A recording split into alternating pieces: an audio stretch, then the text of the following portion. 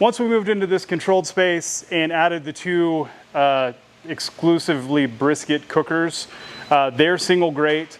Then it became let's focus on how can we do better, how can we cook the best brisket possible, and that's definitely by not stacking briskets under other meats and worrying about drip and compromising bark development and all that stuff. So all week long, and even when we were opening the trailer 3 and 4 days a week, everybody wanted to know what our day job was, and a lot of people just don't understand the amount of prep work that goes into cooking barbecue that takes 12 to 16 hours to finish. So.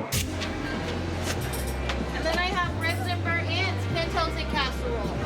Thank you, sir. Have a good day.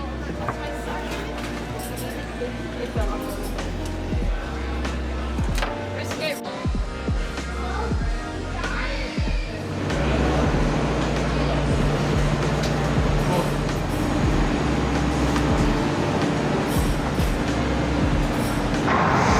Hello, welcome to Evie Mae's Pit Barbecue in Wolfforth, Texas, right outside of Lubbock.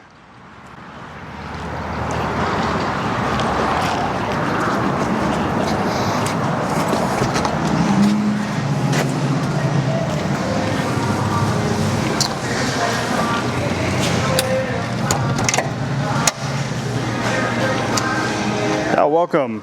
We built this space in that side of the dining room in 2016, and this side of the dining room, and then this other bakery kitchen in 2017. We've got a extensive dessert program that is all gluten-free. I have celiac disease, so our entire menu is gluten-free with the exception of our sandwich buns and our regular white bread. But we do have gluten-free buns as well. So if you've got food allergy issues, they are near and dear to us, and we try to take care of everybody and make sure that people can come in here and order safely and enjoy a good meal.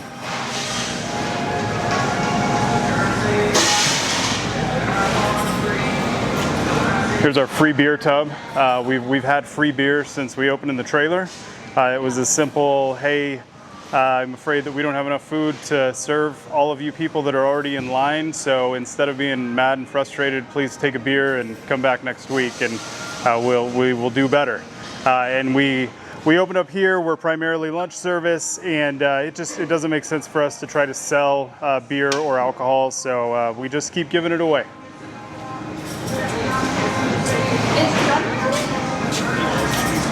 Here's Tim and Kelsey and Brandy. Combined, I think they probably have 23 to 25 years combined experience here at Evie Mae's. So here's Jaden, she's new.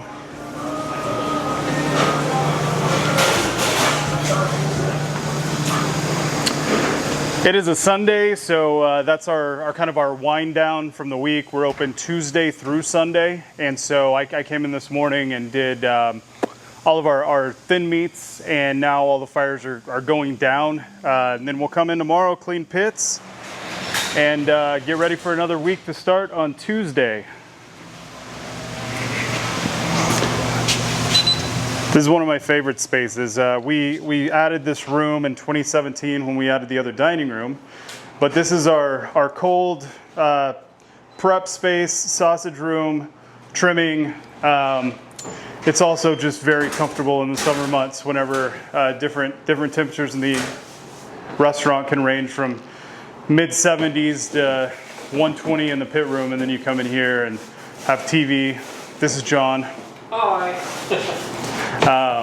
He's getting product ready to cook for Tuesday's service. So even though we're only open 6 days a week, we're working all week long. And even when we were opening the trailer 3 and 4 days a week, everybody wanted to know what our day job was, and a lot of people just don't understand the amount of prep work that goes into cooking barbecue that takes 12 to 16 hours to finish. So, but no, really proud of this room. Very, very nice.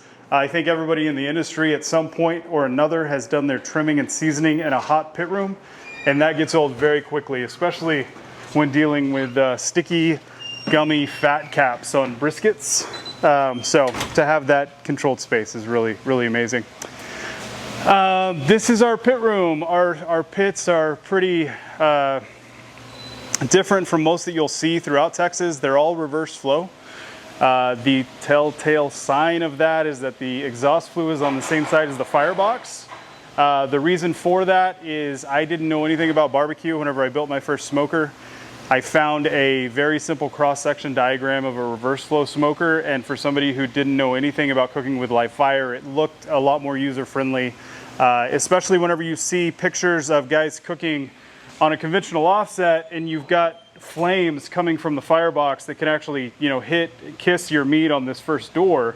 You'll also see water pans or stacks of wood splits right here to kind of buffer and knock down that heat. And then guys are typically not cooking a whole lot here, and then they're cooking here. With the reverse flow, it's not as fuel efficient. Probably wouldn't operate as well if they were outside, but in our inside pit room, we're able to utilize all 4 doors of our 1,000 gallons, which is nice. Early on, again, everybody in the industry can identify with the days where they did everything themselves.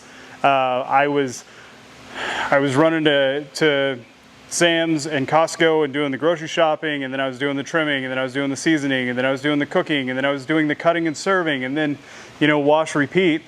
And so the first pit that I made, aside from the one that was on the trailer, I wanted multiple grates because I wanted as many square inches of cook space per fire.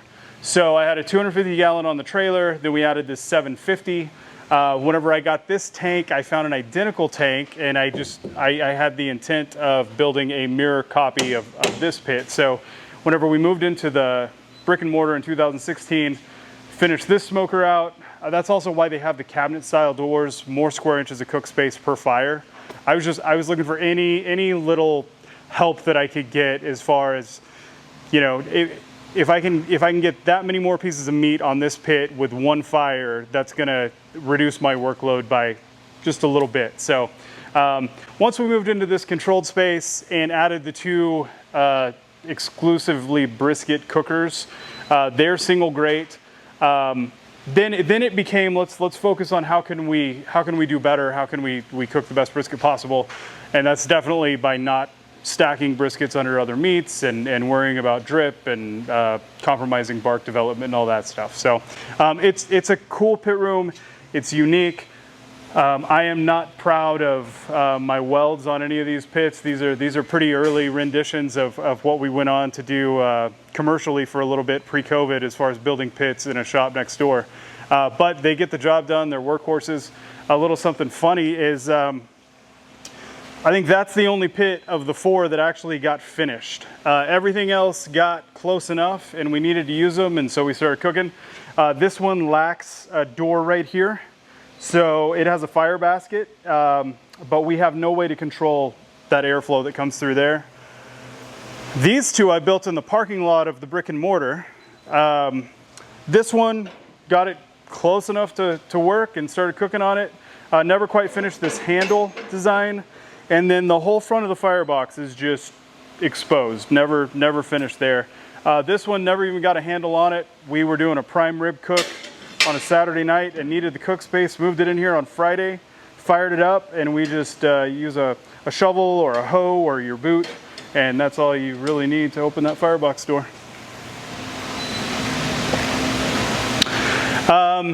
A few years ago, started playing with a direct heat cooker, just for fun mostly.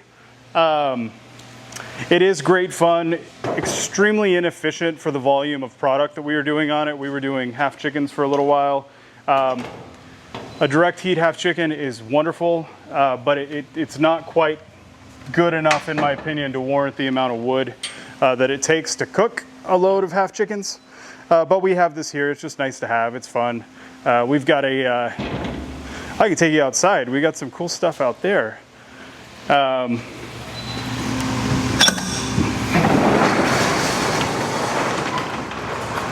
But yeah, there's our burn barrel for the direct heat cooker, which again, some of this stuff is just more fun to design and build and use a couple times than to actually use on a daily basis. But that's our burn barrel for the direct heat. And then this is this kind of fire pit, but then we have that flat top where we can sear fillets or steaks whenever we do a prime rib night. That is actually really fun to cook on. Otherwise it just sits out here as kind of decor.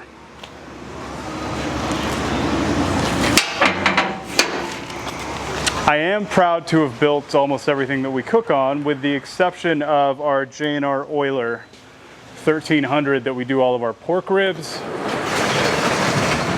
and our second sausage cook. So our sausage we make in-house, we cold smoke it on one of these guys, and then we chill it, and then before service we'll put it in a really, really hot chamber here on the rotisserie, get it up to temperature as fast as possible. We really like to fry that casing from the inside out to try to get it to snap. So we are very fortunate to be in Wolfforth, where we have all kinds of room. There's a lot of room behind the restaurant. The original pit room stopped at that wall. Whenever we decided to expand the pit room, then we needed to expand further that way to add the cold prep space and cold storage. And we were lucky enough that we could add onto the back of the building. We had the space to do it. We had the roof height to do that. We could just carry out that pitch.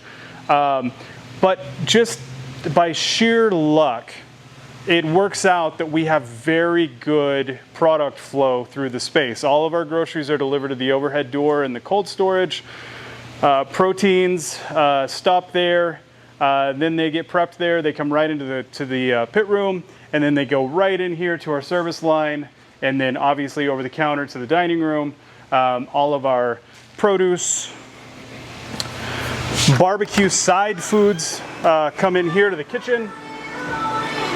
Oh, excuse me, Miguel. One of the reasons we had to add the other kitchen is because we were in this space for a year prior to the 2017 list coming out, and in that year we outgrew this kitchen, and we were able to expand the pit room, but we didn't really have room to expand this kitchen, so we just built another one. Again, that's one of the advantages of being in a vast abyss in West Texas. We can just grow every direction.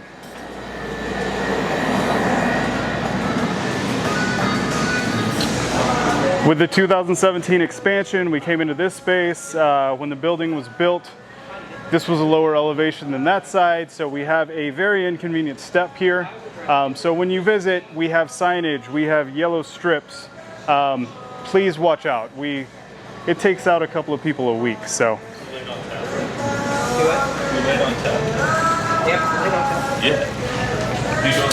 This is a brand new space, about 6 months old. We are just trying to cultivate a little outdoor combined usage space with a local brewery tap room that went in around the corner. So they come during nice weather, they can open up their overhead door, we can open up our overhead door, and our guests can mix and mingle. And if you don't want our free domestic beer, you can go get some really, really great locally brewed beer next door. Here are Krista and Jasmine. This is the dessert kitchen. Smells a little bit like Main Street USA at Disney World when you walk in here, with the pumped-in pastry smell. And then this is just a really cool multi-use space that was originally designed to be a storefront for a gluten-free bakery pre-COVID, and we kind of just realized that we didn't think that the demand was here for that, and so we actually opened it in 2018 as a meat counter, like a custom, not a butcher shop. We weren't butchering, but we were bringing in subprimals and cutting steaks to order, really specializing in American Wagyu and domestic prime grade beef, and we were doing some dry aging and some really cool stuff. COVID kind of put an end to that, and now we use this space for holiday pop-ups. Whenever we take pre-orders for desserts or meats or anything else, a lot of times we'll come over here and do that in this space. Really cool space, really thankful to have it. It lends itself well to a lot of different usages. Delicious chocolate cake.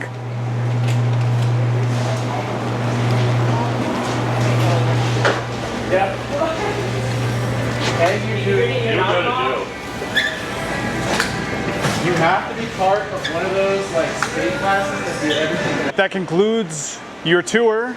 Thank you for coming. If you're ever in Lubbock or West Texas or Wolfforth or headed to Colorado from Austin, just head down south and you can catch us on your way.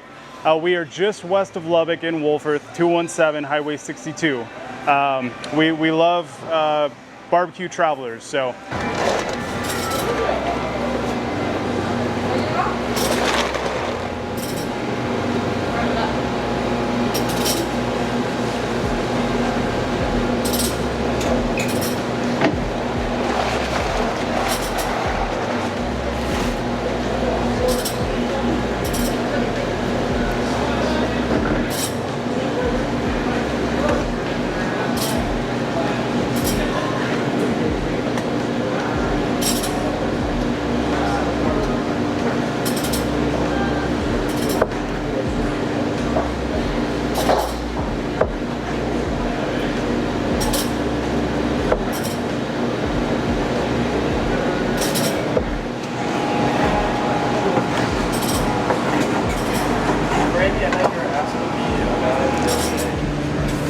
I'll leave it right.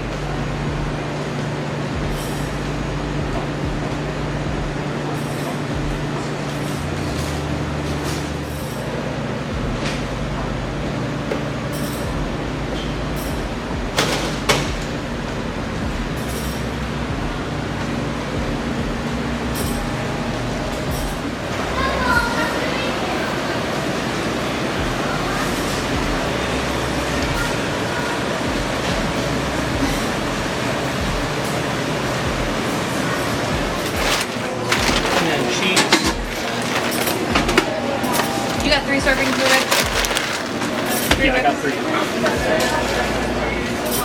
Cheese, you got the German? How many? Just one? Just one. And then over plate.